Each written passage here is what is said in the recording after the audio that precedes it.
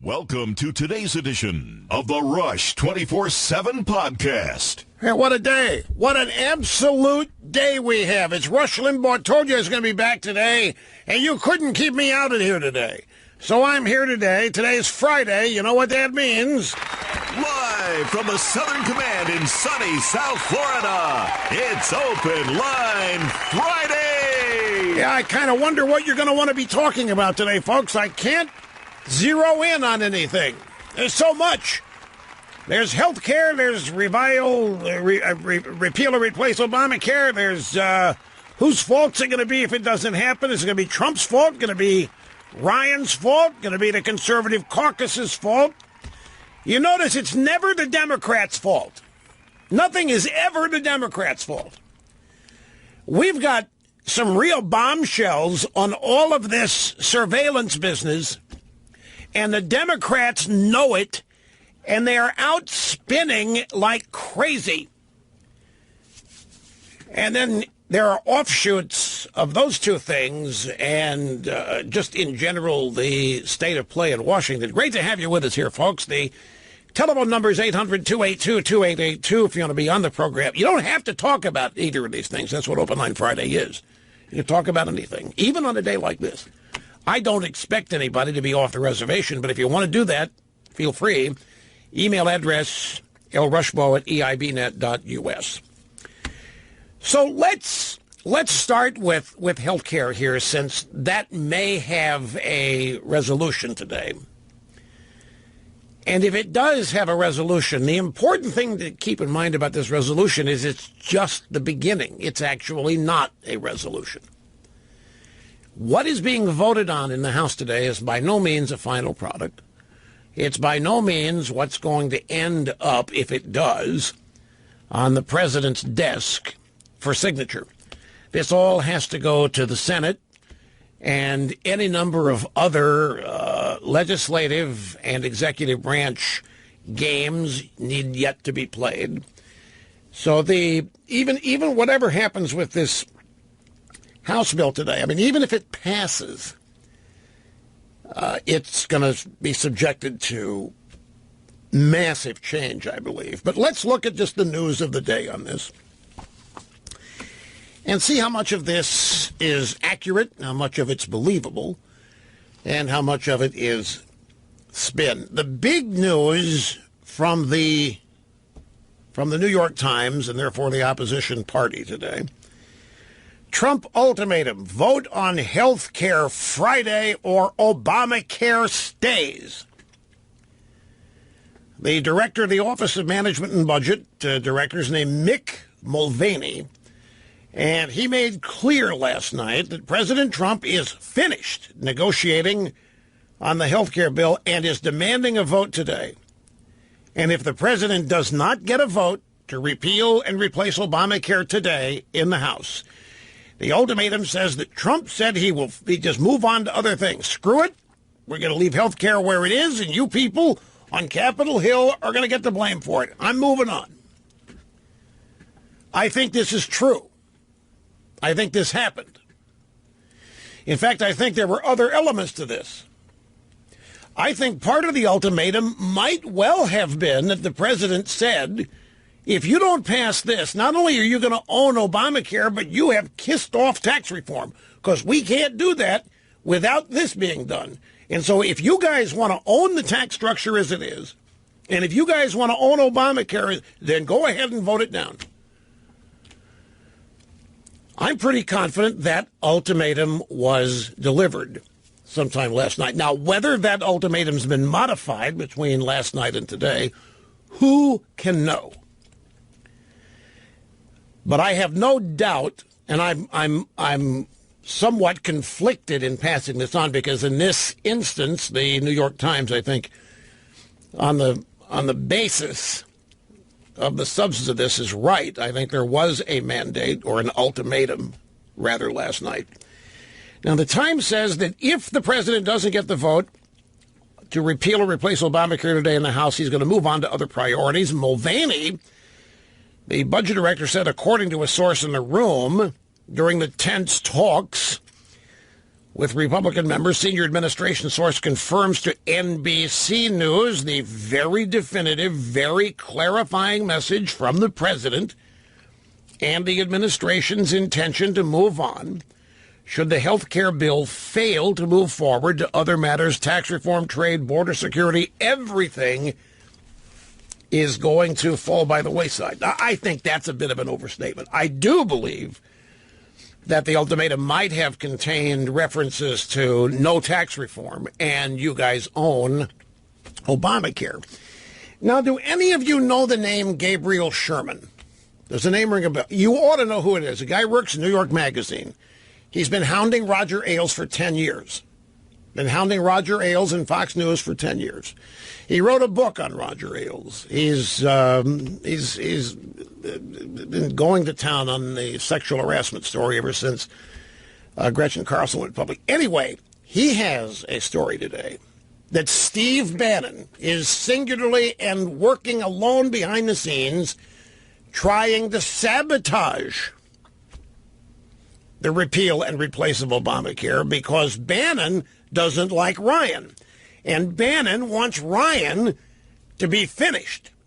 Bannon wants Ryan humiliated and done with because he doesn't like Ryan, because he thinks Ryan is standing in the way of accomplishing Trump's populist message. This is in the news today.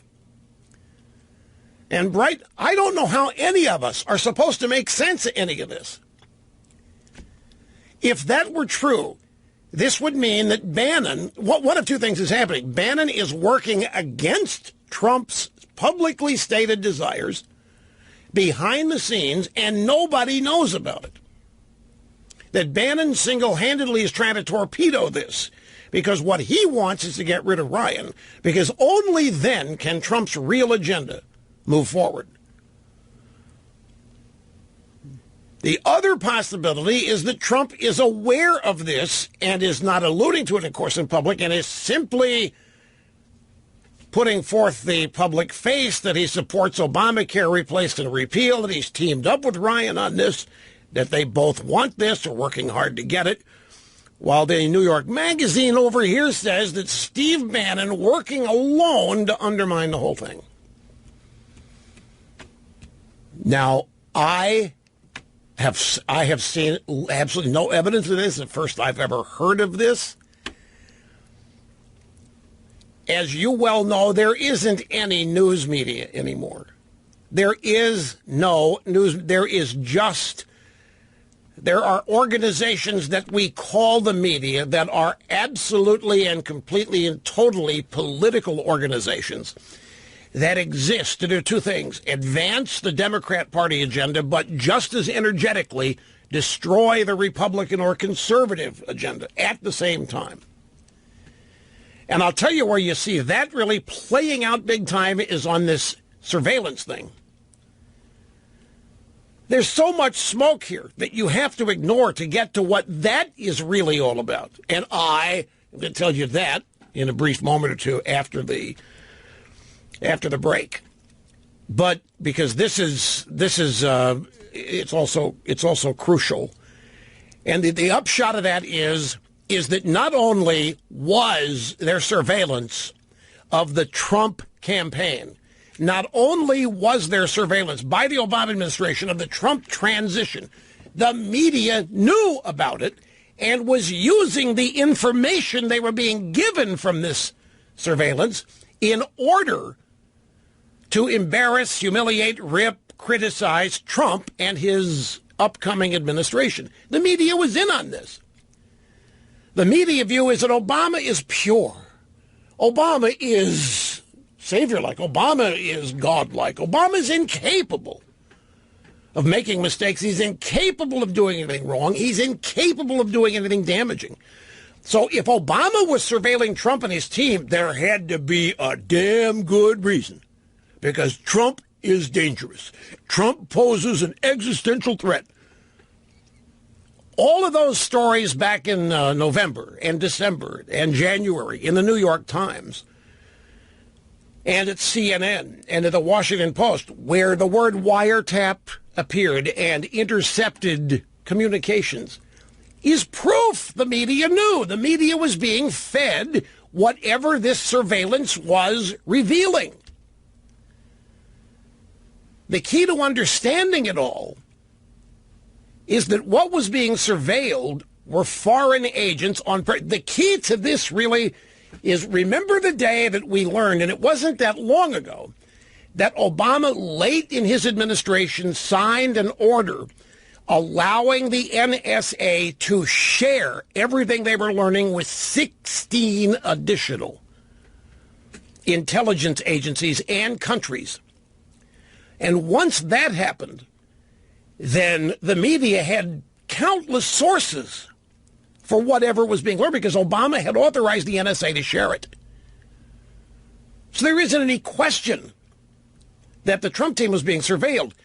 Indirectly, it was other people, foreign spies like that fat Russian ambassador Silver being surveilled, knowing that Trump people had to be talking to him. No, it was done specifically to pick up on Trump people while not targeting them. This is where the whole masking and unmasking aspect of this comes out and enters the scene. But there isn't any question. And every effort to talk about how Trump was colluding with the Russians is nothing more than an effort to throw smoke over all this and to hide what happened. And my instinct, by the way, my instinct, I think, is being proved correct, and will be that much more established as time goes on. The salvo that Trump accused Obama of tapping his wires, you remember how everybody in the media went batty over that, and they still are. They went literally nuts over it. Now, we're to believe the reason they went nuts is because nobody dares insult our Obama that way. Our Obama is clean and pure. Our Obama would never do. Our Obama is unassailable. How dare Trump? But that's not why they can't drop it and let it go. This whole business of Russian collusion is all a manufactured issue to explain why Hillary lost the election. If you go back to before the election, they thought they were going to win, folks. They thought they were going to win in a landslide. There was no complaint about the Russians whatsoever before the election. Zip, zero, nada. That was manufactured afterwards. Oh, yeah, there was an investigation of the Russians in the DNC, and they were talking about the potential involvement with Trump, but that was a defamation operation. The fact is they thought they were going to win the election. They didn't think any of that was going to have one negative impact on Hillary's election or her victory. And it was only after she lost that they came up and they needed an excuse. Anyway, Trump throws that allegation at Obama out, and they start having kittens. And the reason they did is not because they were insulted that their boy Obama could be so insulted, that their lovable president, their unassailable figure, their great, great like-minded individual could be attacked. It was because Trump was changing the definition of the game. He was changing the rules of the game. And he was, in the process, very, very close to exposing what has been going on, which is what I'm going to explain later on in the program, sooner rather than later. The health care vote, we don't know yet if it's going to happen today. It supposedly is, and theoretically might happen as soon as 3 o'clock. But until it actually starts, we won't know. There are various people saying that the no votes are plenty and sufficient. There are other sources say no. Trump's converted a bunch of the no votes to yes votes, and the no votes do not have enough to kill it. It's still the Wild West on this as to where it's going to end up and whether there's going to be a vote. And I think what it's going to come down to, and I'm just wildly speculating here, folks, but I think what it's going to come down to is at the moment of the vote, do the Republicans, I don't care what group they're part of. You know, by the way, speaking of that, we have the Freedom Caucus. We have the Tuesday group. We have the Wednesday morning group. We have the Friday afternoon group. How many different groups do we have in the House of Representatives? We got the conservative crowd. We have the moderates. We have the rhinos. We have the independents. We have the Tuesday morning bunch. We have the coffee class. So how many different groups make up the Republicans in the House. How many groups are there on the Democrat side? None, unless you count the congressional Black Caucasians. The Democrats don't have a moderate group. The Democrats don't have a conservative group. They don't have a Thursday morning club. They don't have a Friday night club. They are unified almost always behind whatever it is their congressional leader or their president wants. That's not the way it is, apparently, on the Republican side of the aisle. Some people say, this is good, Rush. This is good. This shows that there's diversity in the Republican Party, diversity of thought on a range of ideas, ongoing debate. Shows that the Republican Party is wide open and is a big tent for every... Yeah, but it also shows that getting the Republican Party unified is like trying to herd cats someday. And make no mistake about it. And I'm not even sure President Trump realizes just how widely opposed he is by establishment Capitol Hill, Republicans and Democrats alike. In Trump world, everybody loves Trump. In Trump world, everybody wants to be Trump. In Trump world, you don't imagine people. The people that hate you are screwballs, and there are not very many of them. And they're either at MSNBC or CNN. Trump doesn't run around. He doesn't run around contemplating the people that hate him and don't like him. He doesn't look at the world that way. He's got a different outlook. And in so being, I'm not sure he's aware of just how much establishment opposition there is to him. Not because him personally, he's an outsider. And he does a much better job at creating an audience, connecting with an audience, and building support than any of them do. And they're supposed to be the experts. There's all kinds of reasons for Trump to be envied, jealous of, disliked, or what have you. Anyway, let me take a brief time out. We'll come back. We're going to be working your phone calls into all this as well as the program unfolds. It'll be quick, so hang on. Don't go away. On the cutting edge of societal evolution, El Rushmore having more fun than a human being should be allowed to have. Yesterday I had to take a business trip, but I still worked in the morning before I had to leave. I did some show prep, and I came across a fascinating piece in the UK Daily Mail, op-ed piece, written by I guess it's a reporter, maybe an op-ed writer in the UK named Katie Hopkins. And it was about the incident. Have you noticed, by the way, how that incident has vanished from the American media? And have you noticed how the reporting on that incident, it was just a British citizen. They're doing everything they can to sweep under the rug the fact that it was an Islamist extremist. The fact that he was a British citizen feeds into the point that Katie Hopkins was making. And without getting into the great details, I don't have time, but her basic point was these are no longer acts of extremism. This is what London has become. Not the UK, but London. This is what London has become. This is who we have allowed to immigrate. This is what we willingly brought in.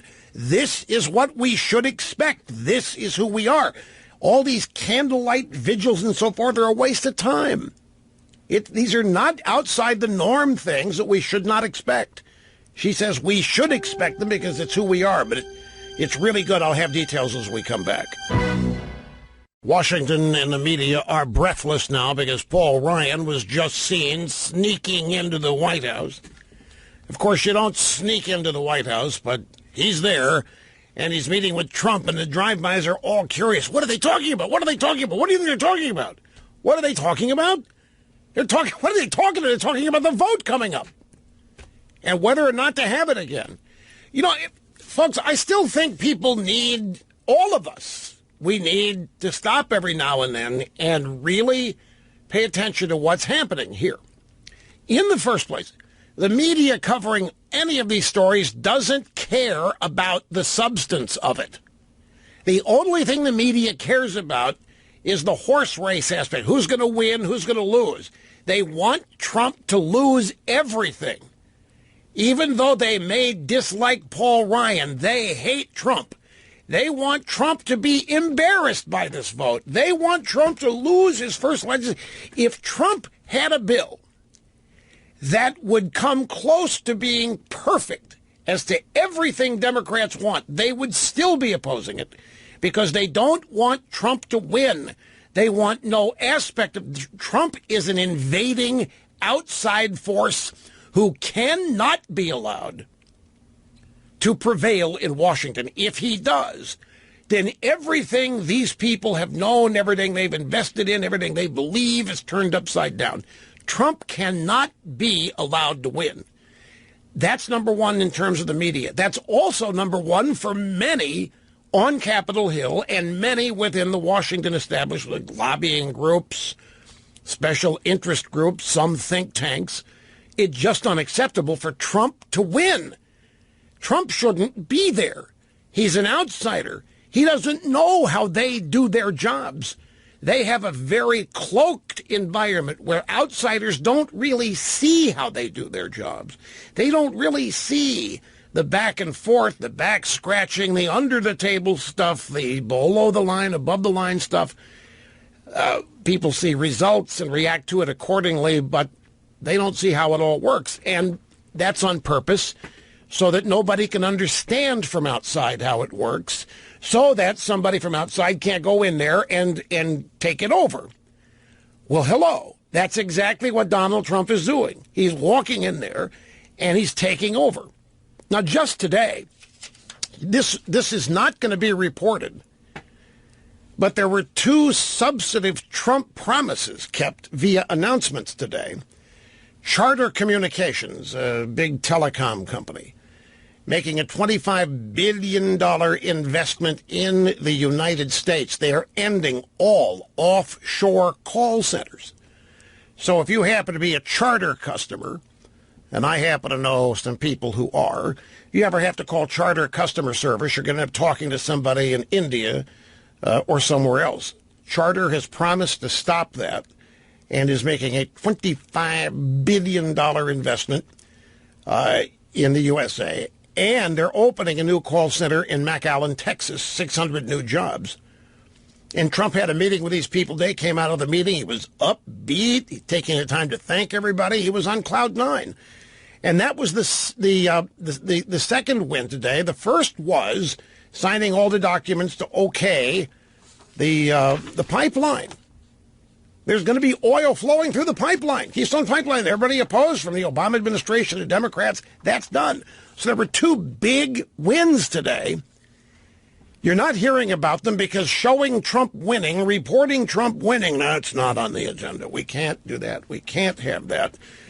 Our mission is to show Trump not knowing what he's doing. Our mission is to display Trump as confused and running up against brick walls, and Trump bringing this art of the deal type great negotiator stuff to Washington and being hammered and ending up on bended knee begging. That's the story they want you to believe of Donald Trump. But is it? Who canceled the vote in the House last night? Who canceled the vote? No, Ryan did not cancel. That's my point. Trump did. Presidents don't cancel House votes, but Trump did. And who's delivering an ultimatum on this next vote? It's Donald Trump.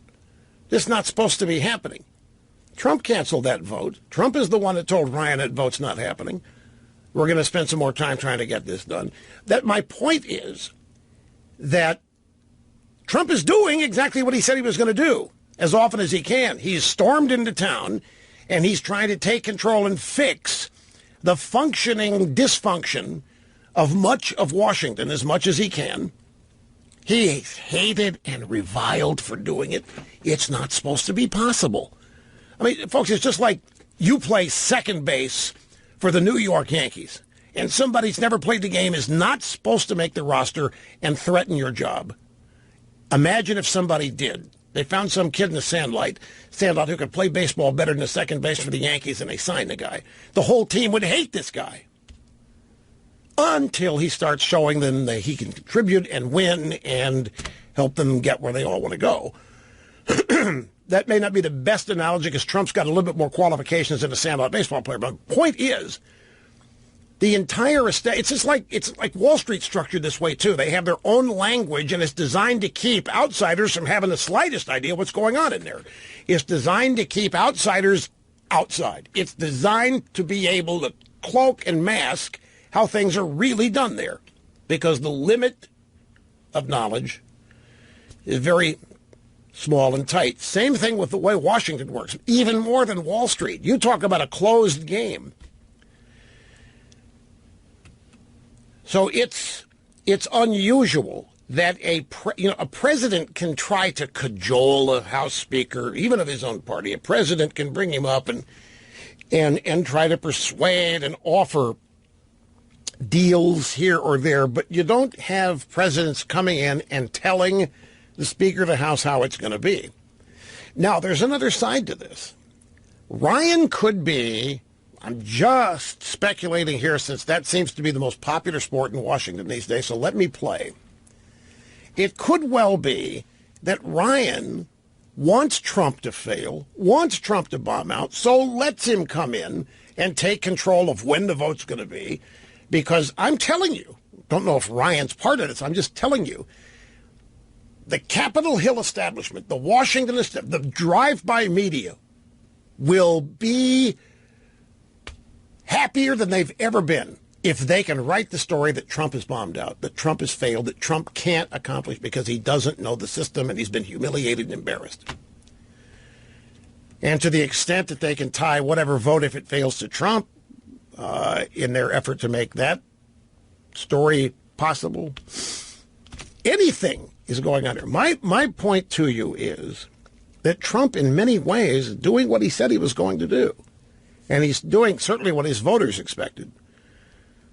But the media, reporting what you think you know about this, keep in mind, be it this or be it the surveillance story, not interested in the substance of it.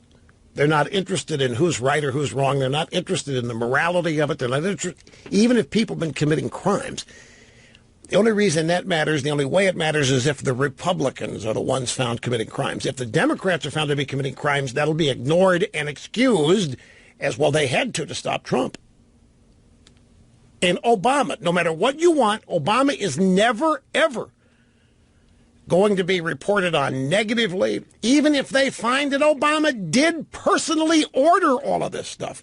And even if there was an investigation, even if there were trials, and if there was a guilty conviction, Obama would still not be reported on negatively by this media. And that's the world in which we are all functioning, and that's the world in which Trump is all functioning. So let me take a break. We've got, let's see, I got a couple of phone calls I wish to start with. I was going to delve in here to some of the, brief outline substance of the health care bill, but I'm going to wait for a phone call to provide that transition. That should happen when we get back. So now let me clarify, in case anybody misunderstood. I did not mean to say that Trump called Ryan and said, you cancel the vote. When I say that Trump canceled the vote, the vote was actually canceled when Trump was in a meeting and he got a call informing him that Ryan had canceled the vote. I'm suggesting to you the reason that vote was canceled was because of Trump. Now, you might say, well, no, Ryan canceled it because he knew he didn't have the votes. But why is that? Why, if you don't have the votes? I mean, Trump is ever present and is looming over all of this in ways that presidents don't. Remember the separation of powers. Congress got its bailiwick and you don't enter it. The president's got his and you don't enter it. Trump is entering the legislative bailiwick. But in all of this, another thing, have you noticed we never, ever hear about anything involving the Democrats? What do the Democrats think of this bill? I mean, everybody admits Obamacare's falling apart. The premiums are rising, the deductibles are rising, which means nobody has coverage. If you have premiums that you can barely afford somehow, some way, but the deductible is so high that you can't use it, you essentially don't have coverage. If you have a health insurance plan that you can't use because you can't afford it, and that's what you have if you got it from one of Obama's exchanges, then you don't have coverage. What good is it if you can't use it? In this circumstance, people in the exchanges, their circumstances are worsening every day. Their premiums are up 130%. Their deductibles are sometimes up 300%. And there's no end in sight to this. And over here we have the Democrats. And the media doesn't even go ask them what they think of this repeal and replace bill. They're not even a part of the equation. Well, of course, they don't have the numbers to stop it in the House. They're so vastly outnumbered. But what if some of them decided to cross the aisle and vote with the Republicans on this? What if an effort were made for that to happen? And if they did, if they found the fact that they're not doing so sends a signal to me. They're wedded to Obamacare as a party. Anyway, let me get to the phones. Chuck, Fort Walton Beach, Florida. Glad you called, sir. You're up first on Open Line Friday today. Hi. Well, thank you, sir. Two things. Number one, thank you for your leukemia efforts. And number two, you mentioned separation of powers. Before I talked to you, I was on Hillsdale College looking at one of their videos. Right. My question is, I am totally confused about this Republican plan. I hear things like premiums. I hear things like deductibles. I hear things like the list of things that are eligible or essential items to be included. Sounds to me like it's just Obamacare, and I'm totally disappointed. I'd also like to know where we're going to get our insurance. Is it going to be a government market again? That's what it sounds like. And lastly, and I don't know if anybody's ever touched on this, will the members of Congress have to be under the same plan? I'll listen to your answer. Well, that last question, I don't know. Frankly, that is not of paramount interest to me now. Your other questions are far more fascinating and interesting. Now, you think that what's being discussed here is just like Obamacare. It's the same this, it's the same that. It doesn't get rid of that. We got to read, got to pass some of it to find out what's in it. That story's even out there. Have you seen that?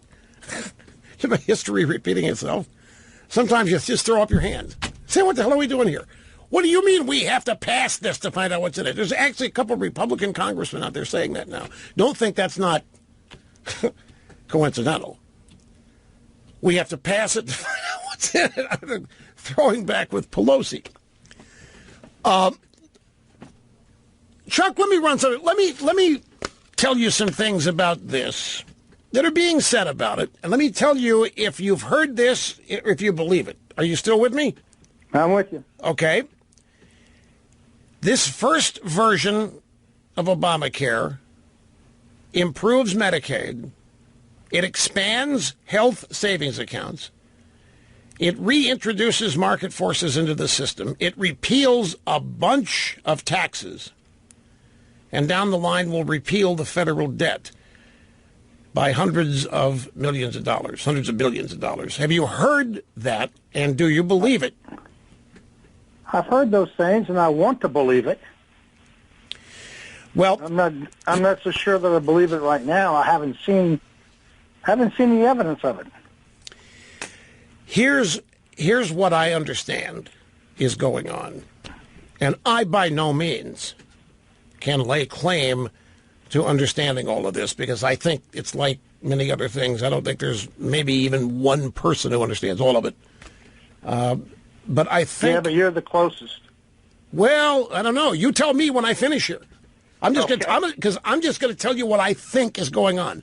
I've listened to enough people talk now, and I've heard objections. And why don't we just? Here's what I've heard: load the bill up with everything you want. If you think it's going to die anyway in the Senate, load it up with everything you want. Get on the record for really repealing it and really replacing it, and send it over there, and let the Senate be responsible for it going down. I've heard that. Yep, that's a theory of Dr. Krauthammer's. But that's not what's going on here. The people behind this actually want this to work, and they've got 3 phases. Remember in Obamacare, 20,000 some odd pages? The real power to make changes and reforms and implement things is the Secretary of Health and Human Services. Correct. On so many pages, you will read, as the Secretary so directs, as the Secretary shall dictate, as the Secretary shall. So the plan here, this is just step 1. This does not attempt to repeal it. This does not attempt to replace it, because there are 3 phases here. You pass this, as much of it as you can, using budget reconciliation, this at 51 votes. After this phase is passed, then Tom Price is going to go to town ripping all the Obamacare EDHs out, all of the explicit Obamacare health benefits that have raised prices, mandated, are going to be ripped out, as the Secretary may determine, shall determine. They want to leave it intact to the extent that Tom Price can rip the hell out of it, as the bill allows him to do. After that, Phase 3 gets rid of the proscription against insurance companies not being able to sell policies across state lines. I have to take a break here. I'm not finished answering your question. This is the best summation of what I've heard from people who really believe in this. So, okay, I have to take a break here at the top of the hour. When I get back, I'm going to talk to you.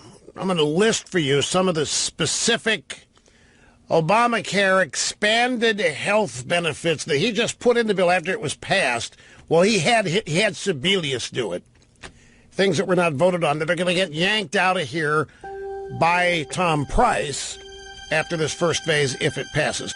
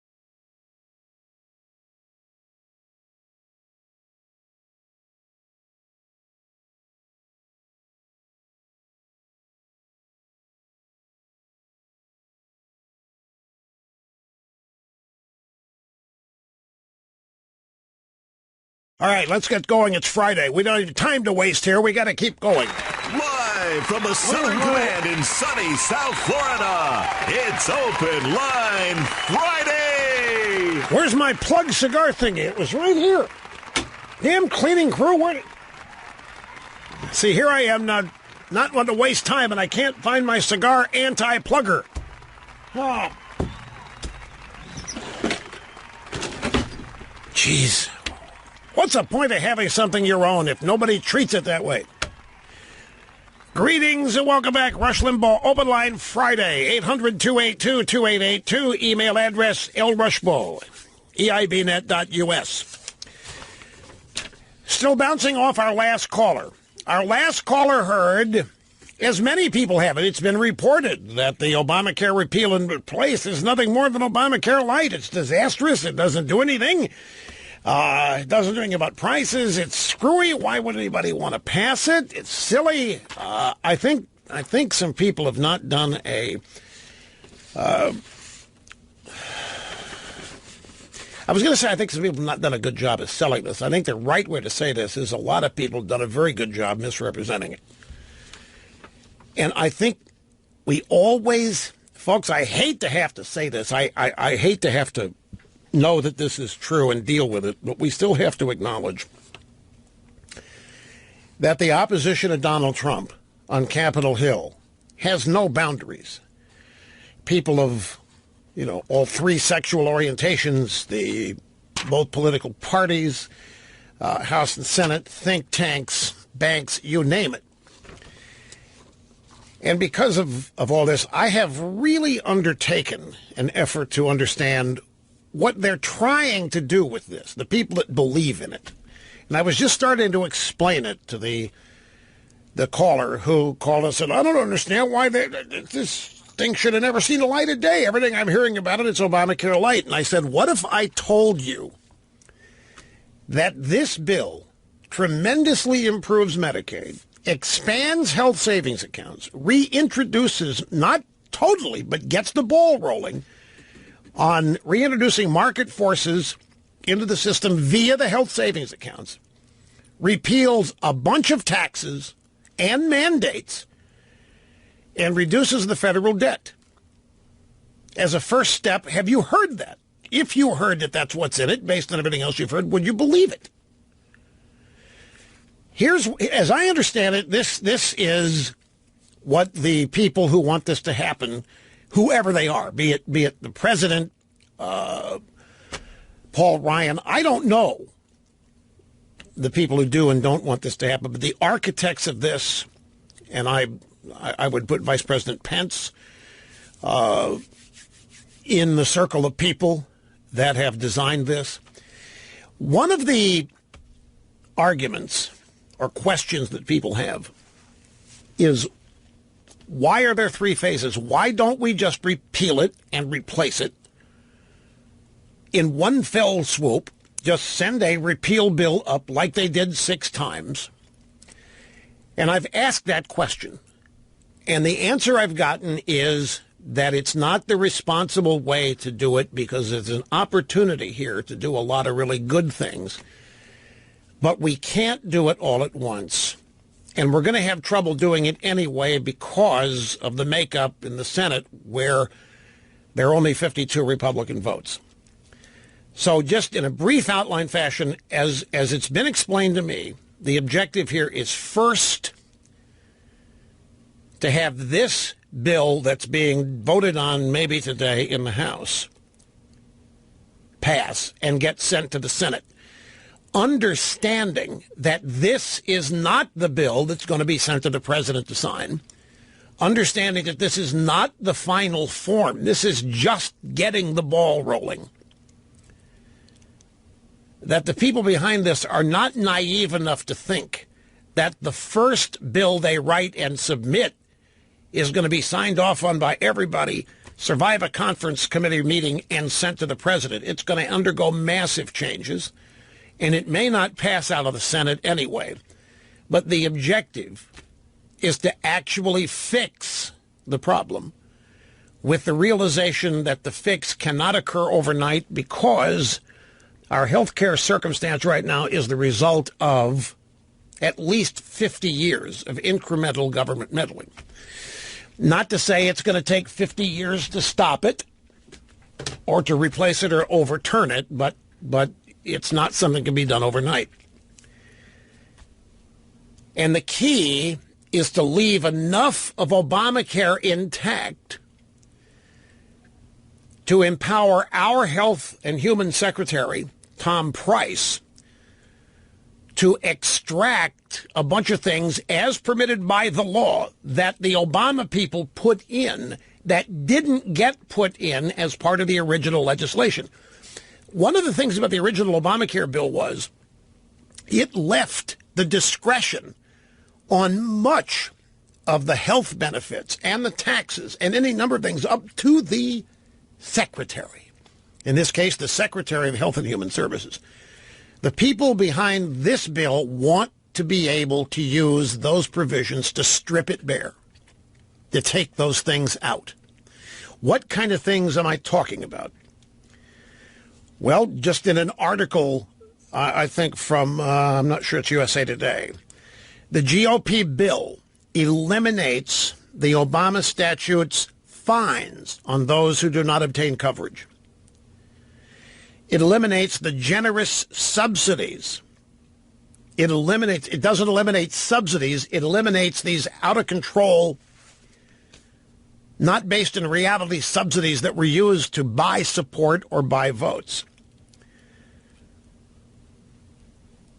Republican tax credits would be based on age, not income. The bill would end Obama's Medicaid expansion. It would trim future federal financing for the federal state program and let states impose work requirements on some of its 70 million beneficiaries. House leaders recently proposed a fresh amendment to be voted on today, repealing Obama's requirement that insurers cover 10 specified services. These are among the things they want Tom Price to pull out. These 10 specified services that Obama made insurance companies cover for everybody, which raised premiums: maternity and mental health care. What if you're a guy and you don't need maternal leave? You have to buy it anyway under Obamacare. It gets factored into what the insurance company charges you because Obama put in that it's mandatory. And he didn't put in mandatory for only pregnant women, just for everybody. It ran everybody's premiums up.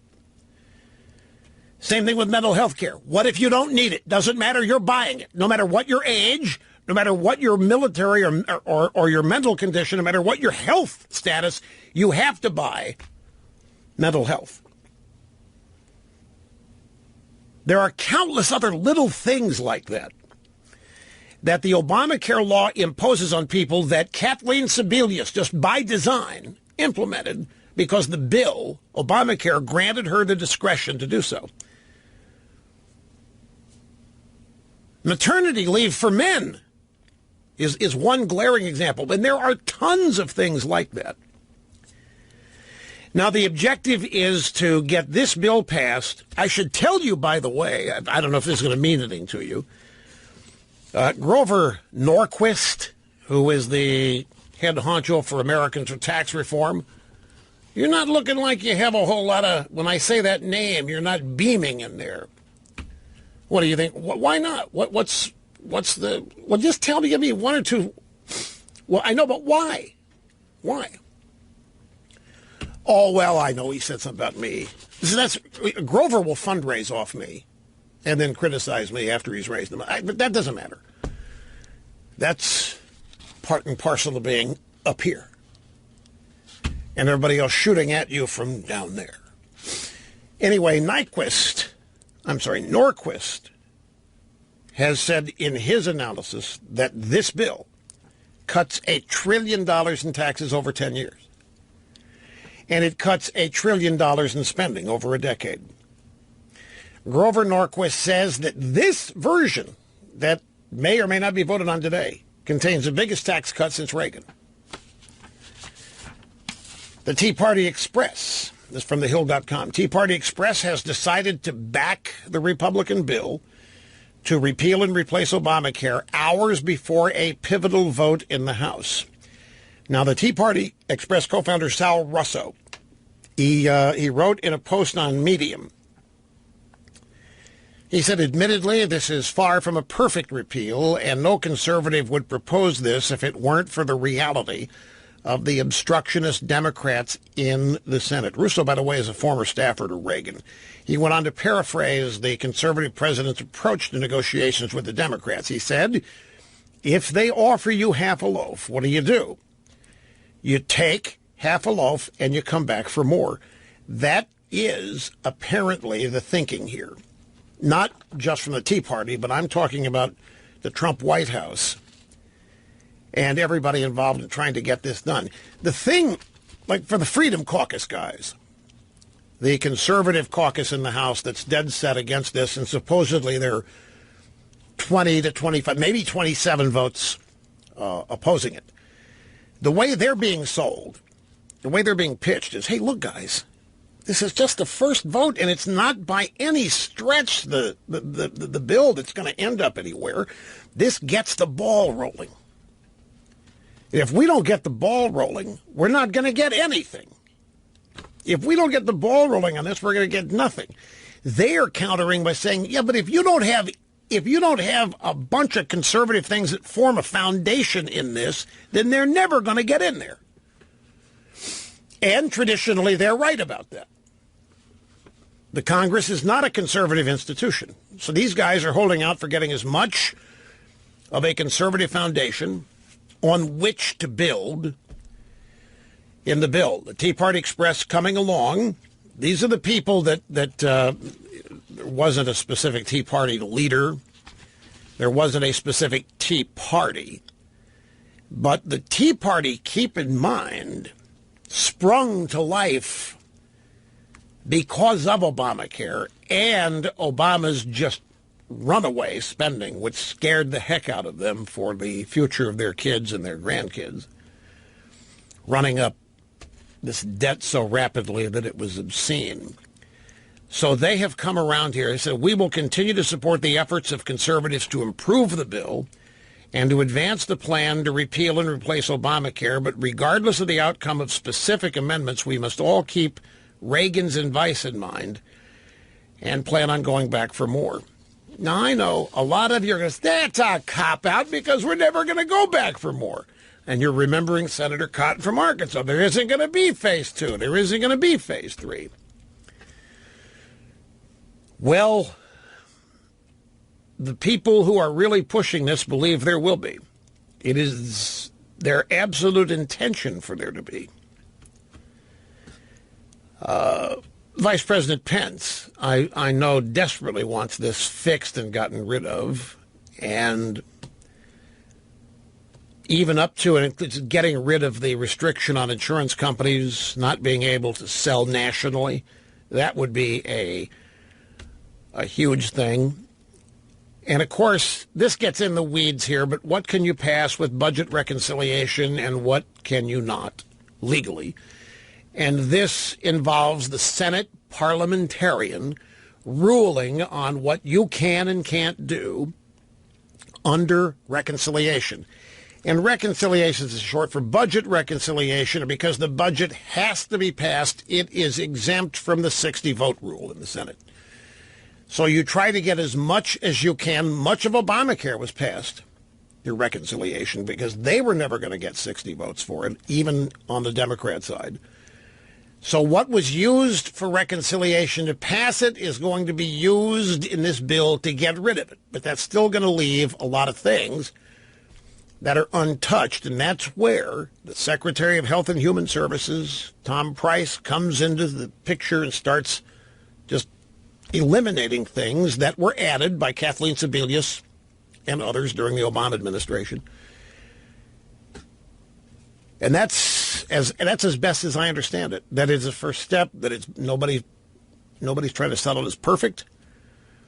Nobody's trying to sell it as thoroughbred conservative.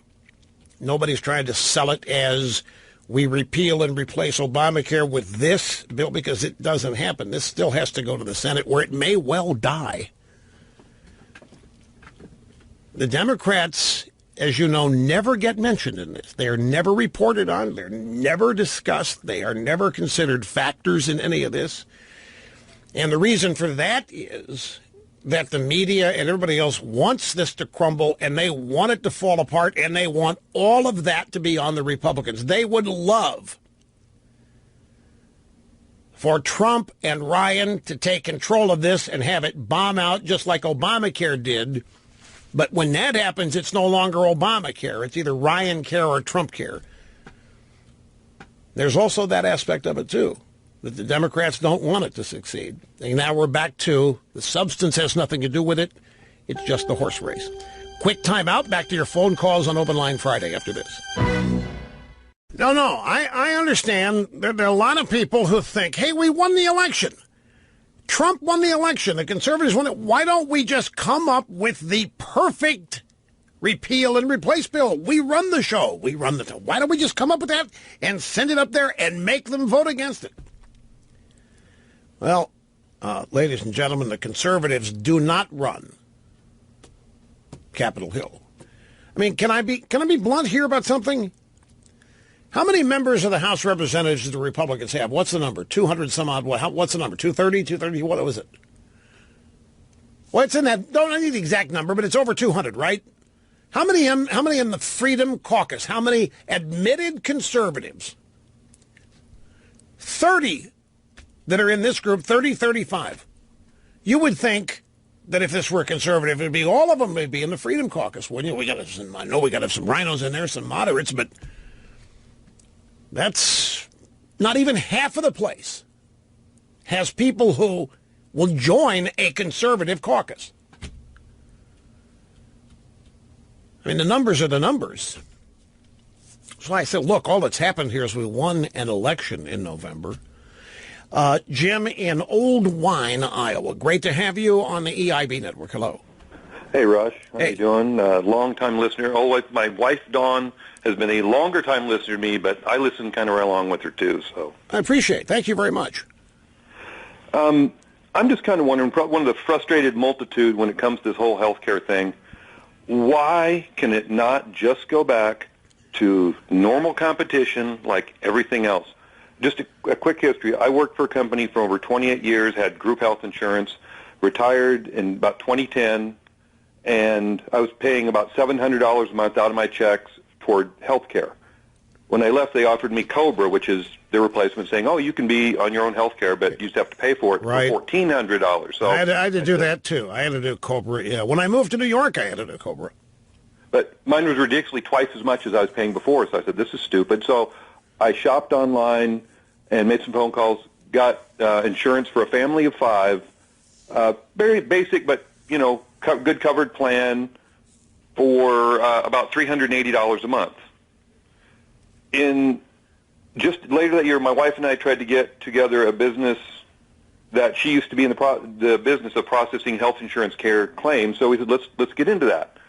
So we formed a company and started getting. I went out visiting all those doctors. That's about the time Obamacare really started coming into place. And most of the older doctors were saying before this officially comes, that they have to go under it, they were going to retire. Yeah, no. Well, they knew then this was going to be bad. Socialized medicine as a whole has never worked anywhere in the world. Yes, it has. Yes, it has. Yes, it has. That's the point. It's not worked for you, but it's worked for the tyrants. Our last caller was where he was eventually going with this was competition across state lines, and I'm going to get there in a minute. But, the New York Times has a story. They've got 2 stories on this, but here's one headline. Trump, the deal maker, projects bravado, but behind the scenes faces rare self-doubt.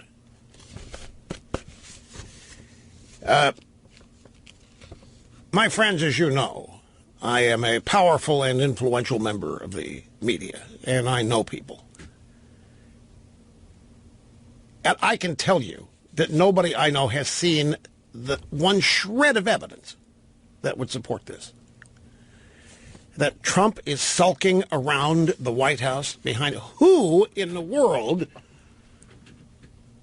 would know this and leak it? Who in the world would Trump display this self-doubt too.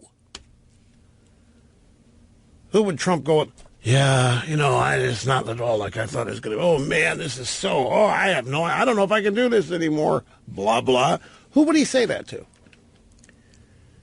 You would think if that's true, he would have somebody really, really close that he trusts, that he would confide to, and yet that person would go running off to the New York Times and say, hey, you know what? This guy's really starting to doubt himself in there. When a person is having a crisis in confidence, I submit that you can tell without them telling you. In the case of Trump established a personality during the campaign, established a personality and maintained it during the transition. His personality as president, have you seen dramatic changes? Have you found yourself asking, gee, why is the president so down in the dumps? Man, the president doesn't seem like the same guy. Have you found, I don't know, have you, I haven't, but have you, any of you found yourself reacting to Trump that way?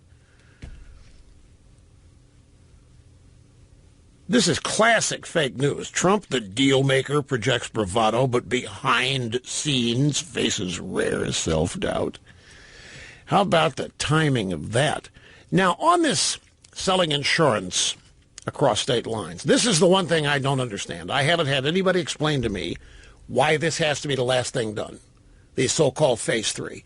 I don't know why it can't be here in Phase 1. I've asked, and the answers I've gotten have been gobbledygook. They've ranged from, insurance is a powerful lobby up here. Well, why wouldn't they want to be able to sell across state? Because, Rush, they've got in-state monopolies. And they're big donors, okay? But at some point, either now or Phase 2, Phase 3, this is going to have to end. The whole objective here is to lower prices. Would everybody agree? The whole objective is to lower prices. If the mandates for coverage are done away with, in other words, if you by law have to have coverage and the insurance companies cannot compete across state lines, if they have in-state monopoly, then there's no competition for price reduction. They can charge whatever they want if you have to buy it. If you have no choice, if you have no alternative company to buy from, if there's only one or two companies in your state, and as Obamacare mandates you to have insurance, you're stuck, folks. There is nothing that's going to bring prices down. They're going to continue to go up. That is part and parcel of the problem with monopolies. But that's not the only mandate. The first mandate is for coverage. Then there is a requirement to buy insurance. Now, you might think they're the same thing, and they arguably might be. But the law, the mandate, that involves a penalty if you fail to comply. It's a financial penalty. Originally, they were going to put you in jail. They wanted the option to put you in jail under Obamacare if you didn't buy insurance. So the mandate that you buy it and then the requirement that you buy insurance, if those two things are erased, if you don't have to buy it, then the people selling it are going to have to make it attractive to you. Now, they know you want it because it's health care and you don't want to be left hanging should a catastrophe happen, but it's a big cry from being forced to. This is why the insurance company signed on to Obamacare first. It was the greatest godsend they'd ever had. Imagine if Congress passed a law mandating every man, woman, and child to buy an iPhone. A, what do you think they would cost? And B, what would you say of the requirement? What if you don't like Apple? What if you want a Samsung? What if you want some cheap flip phone or something? Sorry, you have to buy an iPhone. This is what Obamacare did. So you eliminate that. And by eliminating the mandate, automatically prices are going to come down. Then you eliminate the requirement to purchase insurance. Well, then the people that sell it are going to have to make it more attractive. The thing I don't understand, I haven't had anybody explain this to me in a satisfactory way, and I probably haven't asked enough people. I don't know why eliminating the cannot sell across state lines isn't done right now. There may be a good economic reason for it. There may be a responsible economic reason. There may be a political reason. Insurance companies are big donors and lobbyists and so forth. But I think something like that you put in this bill, and that sweetens the pot over in the Senate and makes it much more attractive and makes the public much more supportive of it. If you put that in there, that eliminate this business that insurance companies can only sell in certain states. But there's a reason. As I say, I haven't had it explained to me in a way that I understand.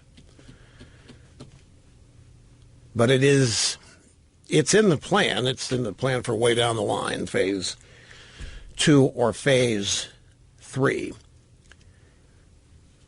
Now, I do know this. One of the groups who do not want insurance to be sold across state lines is state insurance commissions and commissioners. Bureaucrats. They have a lot of power. If there's only 1 or 2 insurance companies in their state, and in many states, the people who live in them only have 1 insurance company now. Insurance companies are fleeing Obamacare left and right in droves. And there are a lot of people in this country only have 1 insurance company. And the state insurance commission and commissioners have a lot of power. And they're opposed to anything that would limit or water down their power in a lot of ways. So anyway, let me look at the clock. Yeah, let me squeeze another call in here. At some point, folks, I'm going to transition here to the latest on intelligence gathering and what's happening with that. Because James Rosen at Fox reported yesterday that just groundbreaking news was going to reveal itself today from the NSA. That would indicate Trump and his people were, in fact, surveilled. I got the impression that there's a whistleblower at the NSA, or at least somebody who's made the evidence available. I frankly think we've already got the evidence, and it's been published in the New York Times and Washington Post. I don't think there's any doubt that the Obama administration was surveilling the Trump campaign and then the Trump transition. I don't think there's any doubt about it. The proof is the fact that the fruits of that surveillance have been published for months in the New York Times and the Washington Post. We know that it was happening. What we don't know is, was it direct surveillance or was it incidental? And I've told you what I think it is. I think the Obama administration was purposely and legally surveilling people like the Russian ambassador and other foreign actors. But when I read that Obama signed an order allowing our intelligence agencies to share everything they were learning with 16 additional intelligence agencies in other countries, I said, whoa. And this was in November, December. After the election, I said, what is this?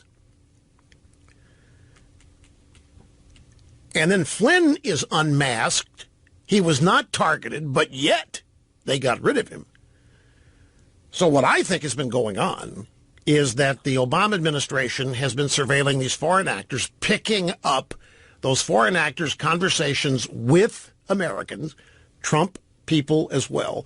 And I think they've been unmasking them. And I think that's what they've been leaking to the media. And I think they have been violating the law. You're not supposed to reveal the names of Americans who your foreign targets are caught talking to.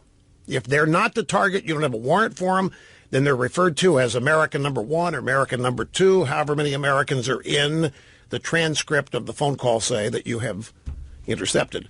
And I think what's happened here is these Americans have been identified.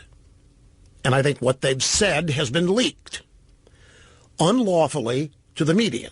And I think the media has unwittingly, by running that stuff, in November and December and January, the media has unwittingly itself unmasked what was a surveillance operation of Trump people, and maybe Trump himself. But it was never direct, therefore it never required a warrant. It never needed a FISA warrant because, well, not for Trump. Just get a warrant to surveil that Russian ambassador or anybody from Iran or Iraq who happens to be here or at home or what have you.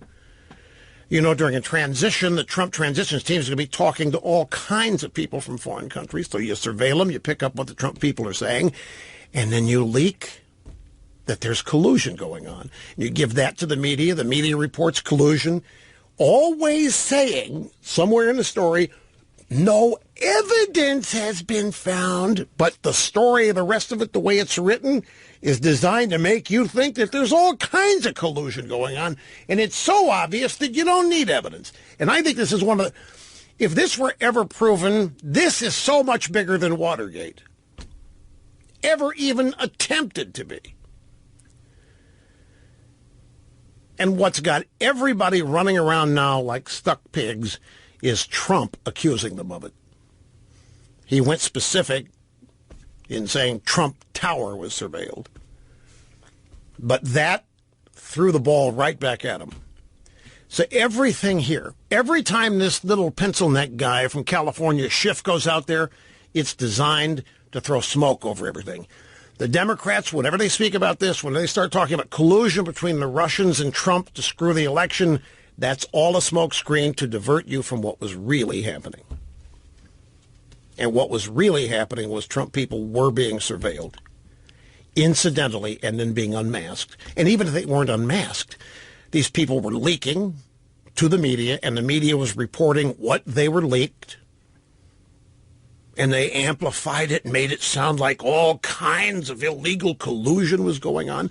They'd already laid the foundation that Trump worked with Putin to steal the election from Hillary. They add this stuff on top of it. I don't think we need whatever the NSA is going to give James Rosen. It's already been in the New York Times. It's already been in the Washington Post, and it's been all over CNN. I have to take a break. We'll be back. It's Open Line Friday. Rush Limbaugh meeting and surpassing all audience expectations. For those of you in Rio Linda, it means I'm better than anybody hopes and expects every day. And it's true. Here is that Coin or colon? I can't tell which in Poughkeepsie. Cohen in Poughkeepsie. How are you doing, sir? Very good. I was told to make this quick, so I want to know what happens in 4 years' time if the Democrats regain presidency. All the stuff they say they're going to take out of the Obamacare is going to be just put back in. So we have to do it now. They got to just... Yeah, that's an excellent question. Let me explain what it's an excellent question. Here's in the three-phase or multi-phase process. Phase one here, the reason you can't send a clean bill over there, let me just tell you flat out, the reason that they say in the House that they can't do a clean repeal, just send a bill over, we are repealing Obamacare and send it to the Senate, is the Senate is a completely different functioning thing. There's reconciliation, there's filibusters, there's rules on the fly, rules made on the go. They involve the parliamentarian over what you can do here. And as much of that as can be anticipated has been put into this first effort to make it as smooth as possible in the Senate, knowing full well it isn't going to be. Now, as to the question here, it's a very astute question. He's, okay, look, they get into phase two and then they have our Secretary of Health and Human Services pull out those drastic Obamacare restrictions, just yank them out. His question is, what happens if we lose in 2020? The Democrats win. We haven't repealed all of Obamacare, and a new Health and Human Secretary just puts all that stuff and more back in. Well, that is one of the arguments that the Freedom Caucus is making in their opposition to the bill. If you're going to have them pulled out, if you're going to do this so that the Secretary of Health and Human Services, Tom Price, can pull all those things out that Sebelius and Obama put in there, why not make that official as part of legislation so it's done with? The answer is that will happen either in phase 2 or phase 3. But they're afraid that if they go for that in phase 1, that the Senate is going to automatically reject it as DOA and it dies. And they want the opportunity, at least for Price, to be able to strip this thing naked. Now, admittedly, their plan is multi-phased. You've heard them say it. They're standing by it. There have been all kinds of helpful suggestions to do this in one swoop. Forget this 2- and 3-phase business. Tom Cotton, the senator from Arkansas, says you all are smoking something if you think there's going to be a phase 2 or phase 3. He's of the opinion that the people in the House just want this passed and they're done. They've washed their hands with it, mission accomplished, and no more. Well, that may be the attitude of the House, but I don't think that's the attitude of the Trump administration. And the Trump administration is not just Trump. There's somebody over there named Mike Pence, who is as thoroughbred a conservative as you can find. And there are other people in there who want this obliterated. But they just don't think it can be done in one clean, hey, Senate, here's a bill. We just passed it that totally wipes out Obamacare. Sign this thing, pass it so we can send it up to Trump. They don't think that's going to happen. And they're probably right. So I think our guys are planning on not losing in 2020, number one, and I think they're also planning on an eventual full repeal and replacement rewrite of Obamacare. Switching gears when we get back to this surveillance business, and your phone calls continue.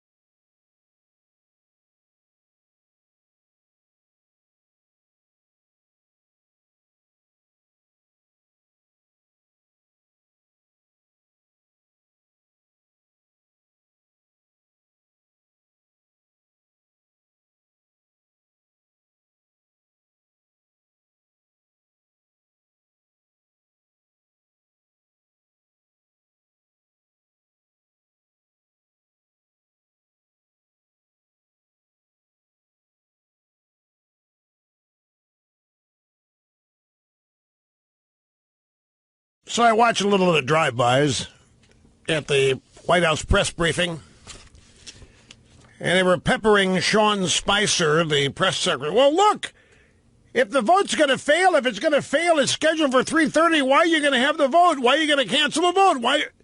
Spice says, we're not going to divulge our strategy. So the drive-bys already got themselves convinced that the vote's going to fail today in the House.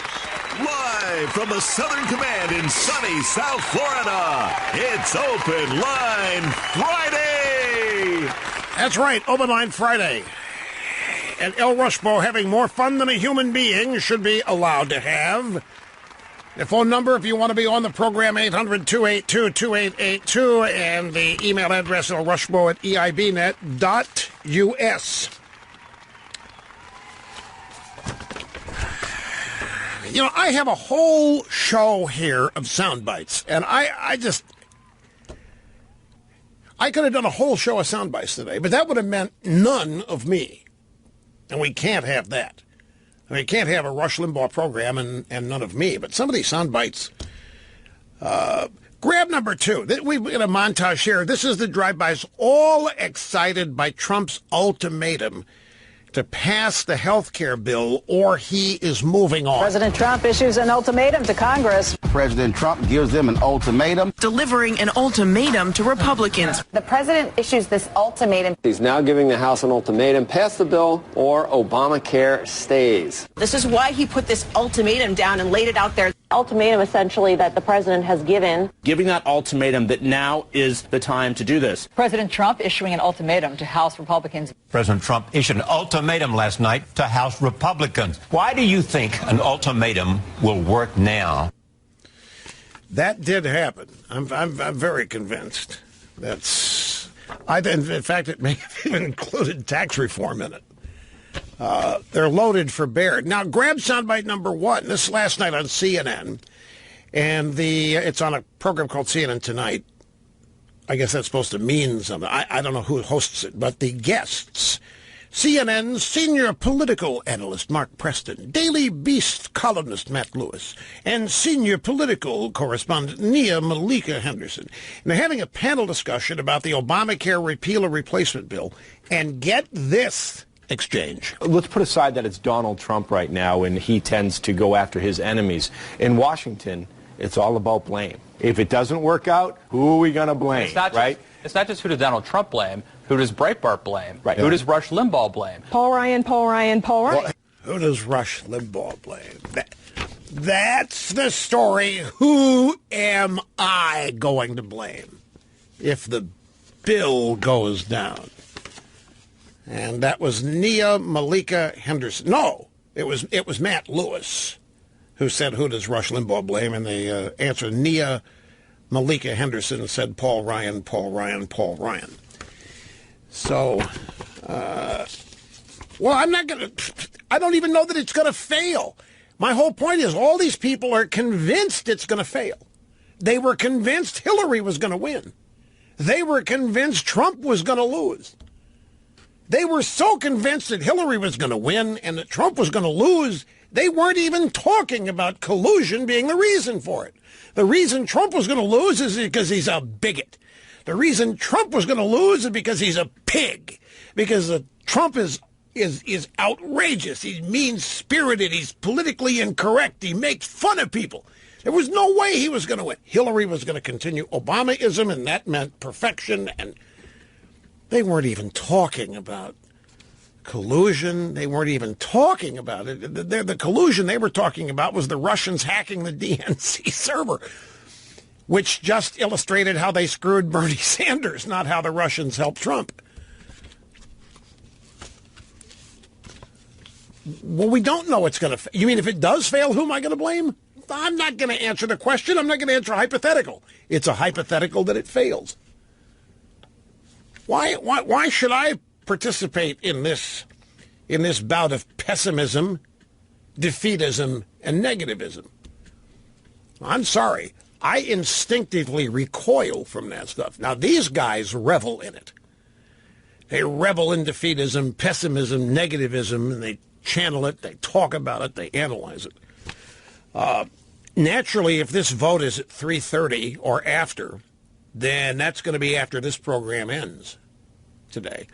So for those wondering who I'm going to blame, they'll have to wait till Monday. I might hide a little blurb on my website to give some indication. We have this little section there called Just In from Rush. Whenever I feel like throwing something out, I half the time forget that it's there. You know, we get this brand new website design, and it's awesome. But I forget that we added this feature, and I'm the one who demanded it. And sometimes I just forget it. And then I'll get caustic emails from subscribers. What, nothing just in lately, Rush? You're not thinking about things, huh? And oh my gosh, I haven't posted a just in a long time. So I might throw out. Well, depending on how it happens, how can I know who to blame here if we don't even know to blame anybody? We don't know it's going to fail. Now, you're trying to suck me in to naming names here on a hypothetical that it fails. I don't know. My gut instinctive answer to things like that is to find the nearest Democrat. Because I think when you want to talk about failure and what, don't, Rush, I can hear you. That's a cop-out, Rush. We're talking Republicans here. The Democrats are not a factor. They are when you get to the Senate, and that has a lot to do with the way things are being done in the House.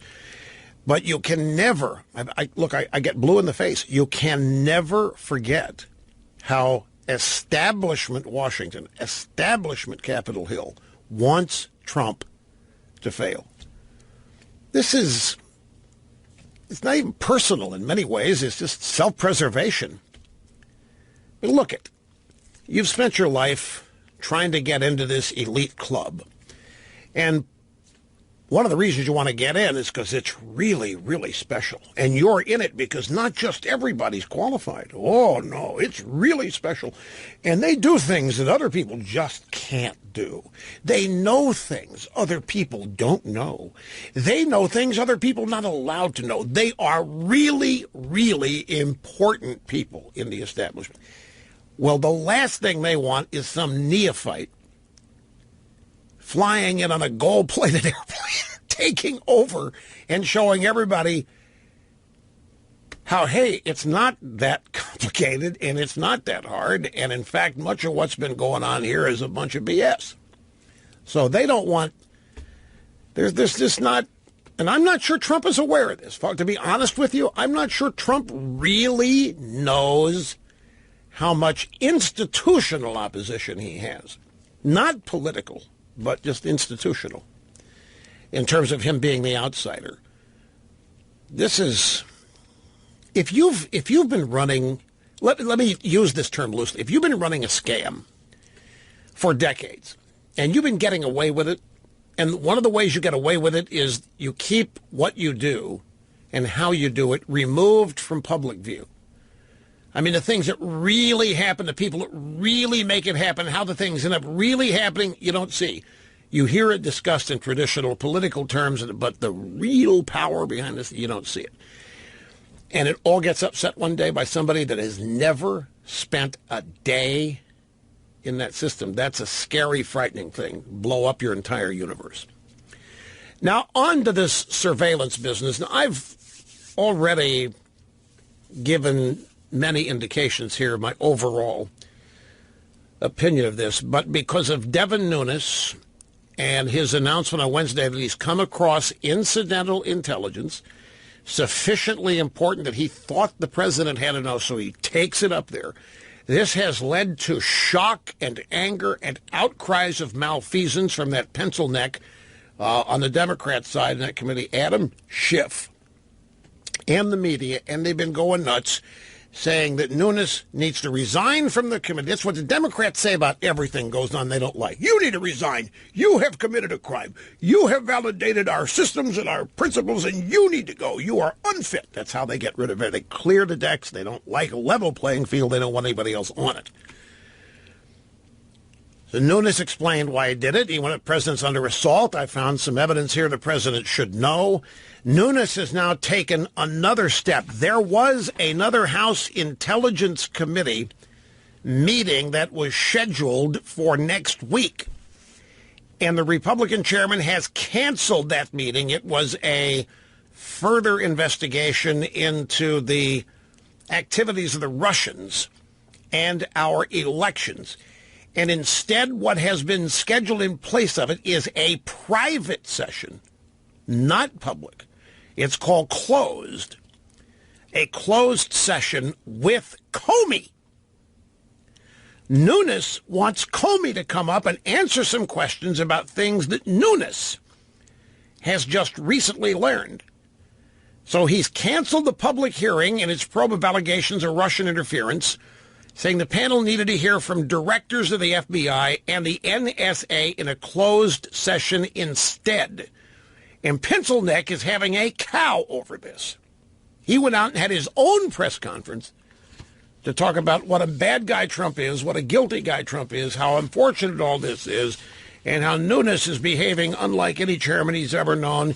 Here's a little bit about Pencilneck. Grab soundbite 33 and maybe 34. After Nunes did his presser this morning, then Pencilneck went out and did his, and there's just a portion of it. I assume, without knowing any better, that what the chairman is talking about is he's looked at communications that were incidentally collected, that is, not targeted at the president. So no defense for the president, not a full validation or vindication of the president, not a partial validation of the president, a zero validation of the president, even if you accept what the chairman has said. And then one more, soundbite 33. The chairman, in a what appears to be a dead of night excursion, obtains or reviews some documents that he has not shared with his own committee. And it's not just that he hasn't shared them with Democrats on the committee, he hasn't shared them with Republicans on the committee. All of us are essentially in the dark. But what was most concerning about that whole incident is taking that information to the White House. Right. The reason that's disconcerting is because that's not fair. That's not fair. You shouldn't be taking things up that exonerate the president. You shouldn't be taking things that are exculpatory up there before we get a chance to see it and distort it. Now, here is what I think, just to restate this, has gone on. And much of this we know. Much of this we already know. Much of this has already been reported. What I'm going to do is put it in a context of sorts. In the waning days of his presidency, in November and in December and early January, President Barack Hussein changed the rules regarding raw intelligence. He made an 11th hour rule change allowing the National Security Agency to share certain raw information with 16 other intelligence agencies, many of them foreign countries. Why? Why do this on your way out the door? Why? Raw intelligence is simply the result of things with mass telephone surveillance. Things like Echelon, which is the massive computer hoover that the NSA has, sweeping up everything. And then there are the specific investigations of foreign actors, many of whom the Trump transition team would be communicating with as part of the transition. So you target the foreign actors, and in the process, you overhear who they're speaking to. That is raw intelligence, and now Obama signed a rule change allowing 16 others to get it. 16 other intelligence agencies, many of them from foreign countries, such as the European Union. The rule change was put into effect after the raw data was gathered about the Trump team, not before. The rule change was after the Obama embeds realized what they had. Now, was the rule changed in a desperate attempt to provide legal cover for what was already legally shared? Because by the time that Obama signed the rule to share this data, it had already appeared in the New York Times. It had already appeared in the Washington Post. All of those stories in November after the election, all the way through December, and up to Inauguration Day, that had unnamed intelligence community sources reporting on very bad things that they had seen that indicated it was possible, that there might have been a slight possibility that there might have been some collusion. It could have happened between the Trump campaign and the Russians. Read on and read on and read on, and you find a paragraph where they say, no hard evidence has yet been accumulated, but the investigation is ongoing. Well, the rule was changed, I think, in an attempt to provide legal cover for what had already been shared. I think Obama shared the stuff.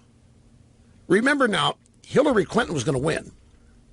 In their minds, Hillary was going to win and win in a landslide. And even on election night, they thought so. Now, when information about Team Trump was, we're told, illegally gathered, the assumption would have been that any illegal activity would never be discovered, and they certainly wouldn't need to use it because Trump wasn't going to win. Loretta Lynch would still be the AG in any event. If Hillary had won and they had all this raw data, Loretta Lynch would still be the AG. Obama would be president through January 20th, and Hillary would take over, and whoever she put in to replace Loretta Lynch and whoever she replaced, if anybody, Comey with the Democrats and the left would remain in firm control of all of this information.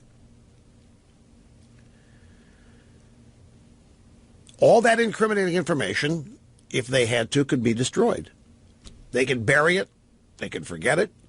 All of that illegal information, or maybe illegal on the fringes, may have been legally collected. It might have been illegally disseminated because the Americans overheard, should have been masked and not part of leaks. That's where the potential criminality is. The information gathered about Trump and his team may not be subject to normal wiretapping laws, but that doesn't mean rules don't exist. Warrantless surveillance is legally collected if it involves people abroad and those here at home. But once it's collected, that's when the rules apply. Innocent people's identity must be protected, but Trump's and his team identity were not. The media found out and reported whatever the intel agencies wanted to share of that raw data. That's exactly right. So the rule was changed. Obama changed the rule, began sharing all this raw data with 16 other intelligence agencies. That was on January 3rd. That was 2 days after New Year's Day, when people still hung over. So he changes the rule on January 3rd, and the Flynn leaks occur after that. They'd collected the data on Flynn all during December. They were surveilling the Russian ambassador, and who knows who else. Flynn was unmasked and should never have been. There's a real crime that has occurred, and not just with Flynn, but all these others that were captured the way Flynn was. And then here came the innuendo. Just because Flynn was talking to the Russian ambassador, proved, in quotes, in the New York Times and the Washington Post and CNN, that there had to be illicit discussions going on. They had laid the foundation that Trump and Putin worked together to steal the election from Hillary, beginning the day after the election, not before, when they thought they were going to win, but the day after. Flynn was scooped up, he was hoovered up in an incidental bit of surveillance with the Russian ambassador, and who knows who else. That's where the real crime is in all this. The real crime has occurred in the Obama intelligence agencies, Justice Department, you name it. That's where, when you want to start talking about Watergate-style stuff, that's where it happened. And everything since then is designed to cover this up. That's right, a man, a legend, a way of life. Now, folks, it is with ontological certitude that we know the Obama administration, intelligence agencies, operatives, spies, whoever, listened in on conversations involving Trump aides, campaign advisors, transition officials. We know it. How do we know it? because their identities have been leaked. How do you know the name Roger Stone involved in this? Why do you know the name Carter Page? Why do you know the name Paul Manafort? Those names are thrown out there like, whoa, everybody knows Manafort was double dealing. Everybody knows Manafort got deals under the table with Ukraine and the Russians. Everybody knows that Roger Stone's doing things, dirty tricks with Roger. And everybody knows that Carter paid him. How does everybody know? Everybody knows because they've been unmasked. The only reason the drive-bys know any of this stuff is because Obama intelligence operatives leaked the data, the information that was obtained, incidentally, overhearing their conversations with targeted surveillance aimed at others. When that happens in the normal flow of things, if you're surveilling bad guy A, and bad guy A is a terrorist sympathizer in the UK, so you're surveilling bad guy A. Bad guy A happens to be well connected in the British government. He happens to make a call to the Trump transition because this guy's trying to ingratiate himself. One of the people he calls, pick a name, is Paul Manafort. So Manafort's on the call. They're surveilling bad guy A. Here's Manafort talking to him. When that happens, Manafort gets redacted. What he says gets redacted for the record, and he's referred to as American number one. The only thing, as a matter of law, that the intel agencies can look at, examine, and pass on is what bad guy A is saying. What happened here is the Obama embeds did not redact Manafort, and they didn't refer to him as American number one. They called the New York Times or the Washington Post or CNN. And they eluded. They might have even shared transcripts, I don't know. But they certainly told reporters, sympathetic, hey, we've got Manafort talking to bad guy A. Really? Yep. You tell us what they were discussing? I can't tell you that, but they're talking Russia. They're talking Trump transition. Really? Here comes a story. Intelligence officials have revealed. And the New York Times builds it up, and they'll even might admit that the information was obtained wiretapped information or intercepted communications. And then as this things go on, Manafort's name suddenly appears in one of these stories. Ditto Carter Page. They may have nothing to do with anything nefarious, but that doesn't matter either. The New York Times and the Washington Post and the Obama intelligence embeds will take care of that. It's very easy to create an illusion of malfeasance taking place. And the stories keep coming.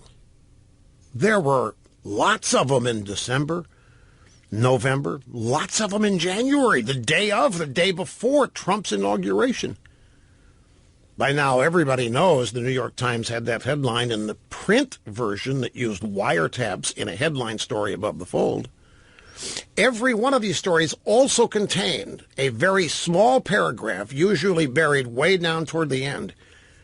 Officials have yet to find any conclusive evidence of whatever the subject of the story is, collusion, quid pro quo. There's never been a quid pro quo found, meaning all of this talk about these Trump people dealing with the Russians, there hasn't been one payback for the Russians yet. The Russians haven't had one thing accrue to them as a benefit of Trump winning the presidency. So we know, folks, we know this happened. And we know it because the media told us. This is why Nunes has canceled the public hearing on Tuesday and rescheduled it as a closed session to bring Comey and the NSA back guy, because Nunes, I'm sure what he saw on Wednesday was evidence of what I just told you. And that's why he called it legal, because the surveillance was the foreign bad guys. And he called it incidental because it was incidental that Trump people were caught up in it. They were not targets. So the media and everybody can say, it's silly. Trump wasn't targeted. He's insane. Obama would never do that. Wrong. You don't have to target Trump to overhear him in a phone conversation. You just have to know who he's talking to and target them. Same thing with anybody in his transition team. Just know who they're talking to. And even if you need to get a FISA warrant, who knows? But as we also know, Obama was famous for warrantless wiretaps. Just go surveil him. Waning days of the regime, change the rule, allow 16 other agents. That allows the information to get out. If you share your raw intel with 16 other intelligence, you're guaranteeing somebody's going to leak it. You might not even have to. You might not have to have your embeds leak it. No, give it to some foreign country that hates Trump. Give it to some intelligence individual who hates Trump. You can target who gets it. You can make sure the people that get the raw intel you're sharing hate Trump. The media doesn't care. They'll take it. They hate Trump. Whoever gives it to them, automatic credibility. Because the narrative's already written. Trump cheated, stole the election from Hillary, worked with Putin to do it. Starting the night of the election. It's really important to remember that the day of the election, before the election, all those days before, never one allusion to the Russians tampering with this to screw Hillary, because they were going to win. Remember, they were going to win in a landslide. It was going to be the greatest election. It was going to be so celebratory. They were so happy. They weren't talking about the election. To the extent they were talking about it being stolen, they were talking about Trump doing it because he was refusing to accept the election results. Remember, it was so certain that they were going to win that they were on Trump's case for not admitting in a debate that he would accept the election results. They weren't talking to anybody about themselves getting screwed. But shortly after 9 p.m. election night, when the first indications that a major heart attack was to happen to the American left's body began to be indicated, first indications started to show up, that's when they began to set the narrative that our elections have been tampered with, our democratic elections. Never forget that every one of these people, from Comey to the admiral at the NSA, everybody. Is there any evidence the Russians tampered with the vote? No. Any evidence the Russians tampered with the counting? No. Is there any evidence the Russians had tampered with voting? No. Is there any evidence that the Russians had lawyers on? No. Is there any evidence whatsoever that the Russians knew which voting? No. Is there any evidence whatsoever the Russians helped count the elections in certain states in Wisconsin and no. There is no evidence whatsoever that the vote, which is what an election is, was tampered with. So therefore, what did these guys do? What was all this collusion with the Russians aimed at? Well, they told us to steal the election, but that couldn't happen. And I'm telling you, when Shifty, that's my new name for Adam Schiff, when Pencil Neck Shifty goes out there and starts wringing his hands about how bad a guy Devin Nunes is and all that, whenever these guys, everything that you're seeing reported about this story now is designed to deflect attention from where the real criminality might have occurred here. And that is in the collection of incidental intelligence on Americans and unmasking them. And that happened in the waning days of the Obama administration. And so, therefore, everything the media is doing, every Democrat that speaks about this is designed to deflect your attention away from that. And they're using Trump's tweet about Obama tapping his wires at Trump Tower as a main. What an idiot. It's absurd. Obama would never. He's too classy. He's too perfect. Obama's too sophisticated. Obama couldn't care less about you. Would never do that. That is to throw ridiculous suspicion on the whole premise. Everything they're saying about it is a smokescreen and a deflection operation. But we know it happened. And we know it happened because the media told us it happened, because the media reported on it happening. There is no investigations needed to find out what happened. The investigation needs to focus on who did it. who authorized it, who authorized the unmasking of these Americans who were not surveilled, who gave the order to surveil people so that these Americans could be surveilled. Who did all that? That's where this investigation needs to go. And that, I predict, is where it will end up going. And even Bob Woodward of Watergate fame said that if that investigation starts, then it's going to look bad for Obama administration peoples, and it is going to obliterate whatever Watergate was. And we will be back.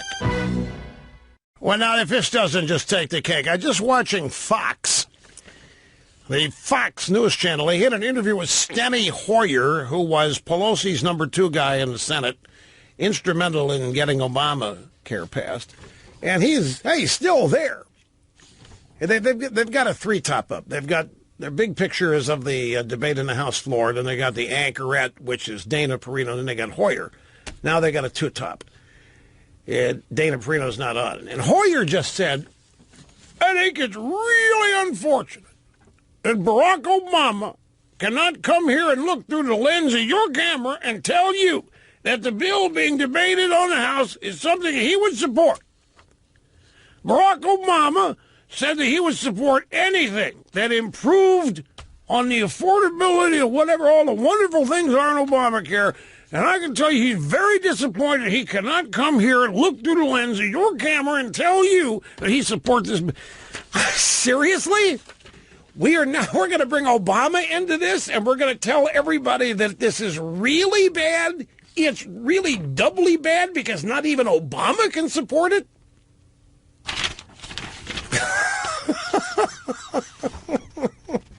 These guys still think they're running the show.